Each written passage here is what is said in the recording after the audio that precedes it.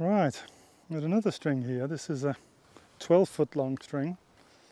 It's a bit thicker and heavier than, this is an older one, but they're a lot thicker now than the 6-foot strings, so they've got a lot more feel to them.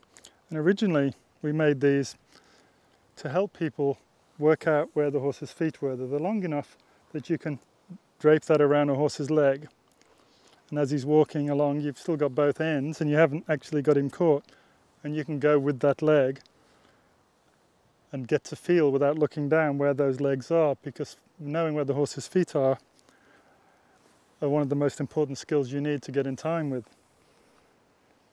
And then other things came up. You know, you would see people riding with them and they'd join them onto their bits and ride like that because their horses were so light they wanted something softer than or lighter than these reins.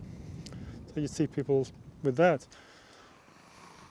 And they're great for young, like foals don't really need you to be pulling them around with a heavy lead rope, so they make a good lead rope for a foal.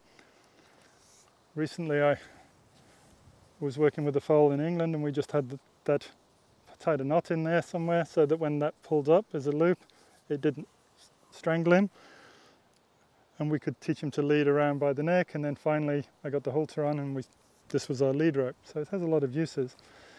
I'll show you the main reason I came up with the thought of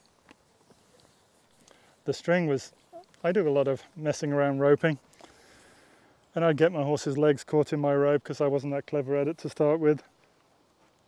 And I started to realize that this is pretty valuable. I get to feel when the legs leave the ground, and that's what we need to know for timing to their feet.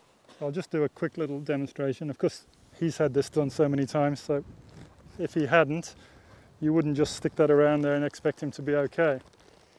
So I'll lift that up on his leg and put it over his hip out of the way.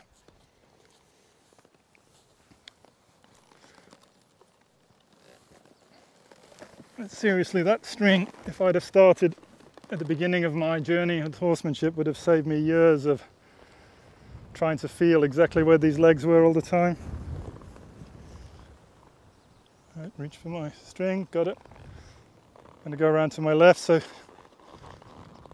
there, and I can just see that's the left leg leaving the ground and go with that. If he got really worried about that, I could just let go of it and it'd just be on the ground. When that leaves, if I wanted to step him underneath with the hind leg, now I know it's leaving the ground now, because I can feel that, and I could put my leg on at the same time and step his hind feet underneath him. Same with the other legs. For the front leg, you just get to know if it was around the front leg, that'd be the time. I won't put it on there because I know where they are now, but that would be the time to lift my rein and step him across and step him across. If it was around the right front, it'd be now, and now.